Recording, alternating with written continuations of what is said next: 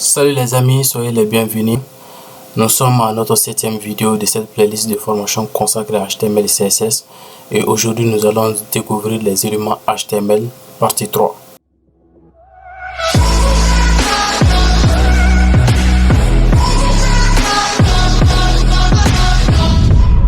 Salut les amis, heureux de vous retrouver pour une nouvelle vidéo. D'accord, on nous dit l'élément HTML permet de barrer un texte qui est obsolète, plus pertinent, généralement utilisé pour des théories fausses ou encore des propos néfastes. Exemple, devant des mathématiciens ambitieux pour être développeurs. Juste, on va donner un exemple de notre côté.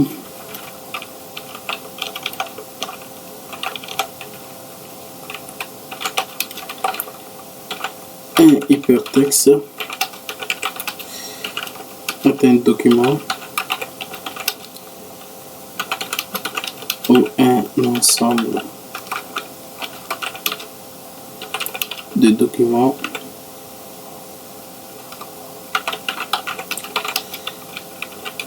écrits, par exemple, en Word. Donc la vraie théorie est que un hypertexte est un document ou un ensemble de documents qui permettent de transmettre des informations grâce à un système de renvoi qu'on appelle hyperlien. Donc autour du document, je mets la balise S et après Word, je mets maintenant la balise S. J'enregistre, j'actualise, on a bien hypertexte est un document ou un ensemble de documents écrits en Word. Donc de documents jusqu'à Word est barré. Après un second, on nous dit aussi del permet de supprimer.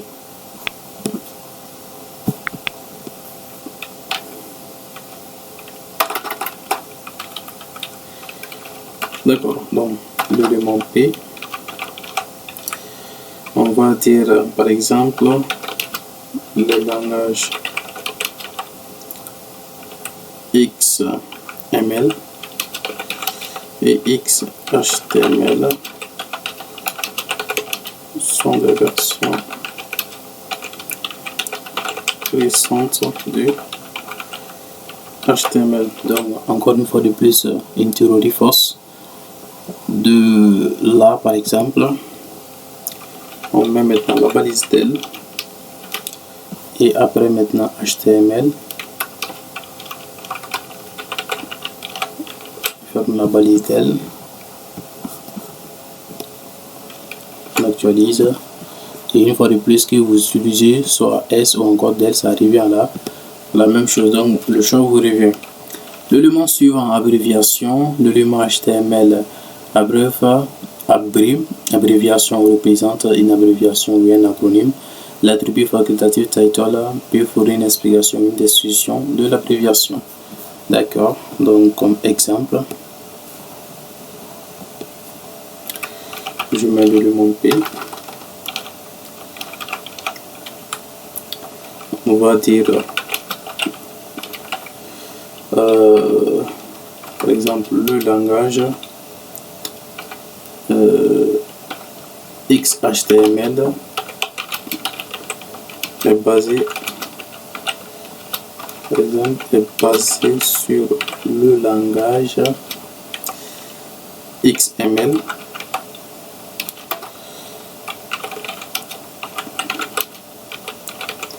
Donc il y a plus de trucs que le HTML et supporté par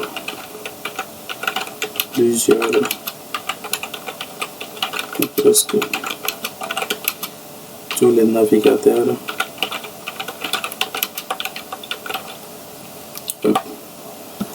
Donc après on a title.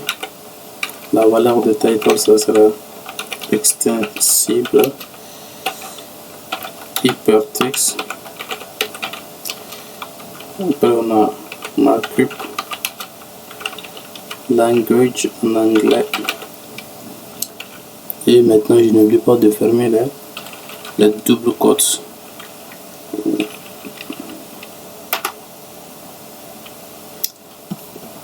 Après, on va juste fermer l'élément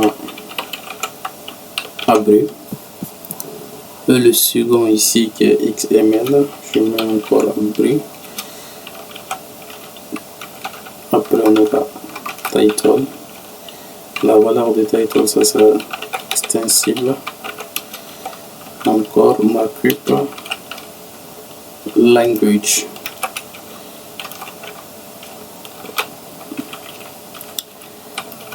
Après, on va maintenant la balise abri. Et le durée, ça sera HTML.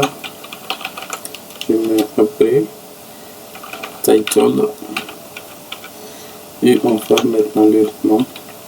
Donc ça sera le import text markup language. Après l'élément HTML, je ferme la balise.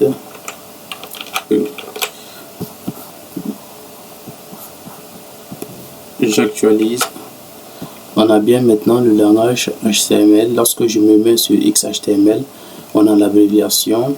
XML aussi, on a l'abréviation. Et HTML, on a l'abréviation. D'accord, donc l'élément suivant, on a exposant.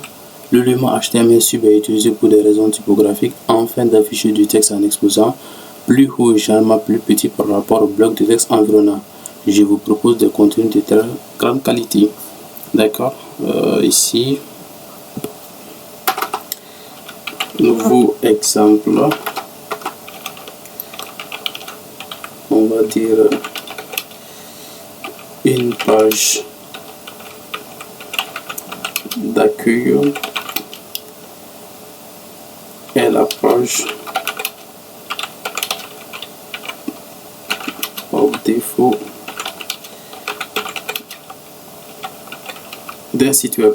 Voilà, une page d'accueil et la page par défaut d'un site web. Donc autour d'un site web, je mets sup et je ferme l'élément sup. Donc l'élément sup qui permet de mettre un texte en exposant. J'enregistre, j'actualise. Donc on a bien site web en exposant. Le dernier élément, on a l'élément HTML sub est utilisé pour des raisons typographiques afin d'afficher du texte en indice sous la ligne de base et généralement plus petit par rapport au bloc de texte environnant. Mes vidéos de formation sont au-dessus de la moyenne. D'accord. Donc ce qu'il faut retenir en compte, il ne faut pas mélanger ces deux éléments. Donc faites énormément attention. Le sub est différent de sub. Encore une fois, on va dire une page web. Par exemple, on peut dire quoi est accessible en entrant. Donc une URL, attention, une URL. Donc URL qui signifie uniforme. Donc, ressources locator, uniforme ressources locator. On va juste faire une nouvelle ligne à partir de là. Et après je mets par exemple valide. Autour de uniforme ressource locator, je mets la balise sub qui est différente de sup. Je ferme la balise sup ici et j'enregistre.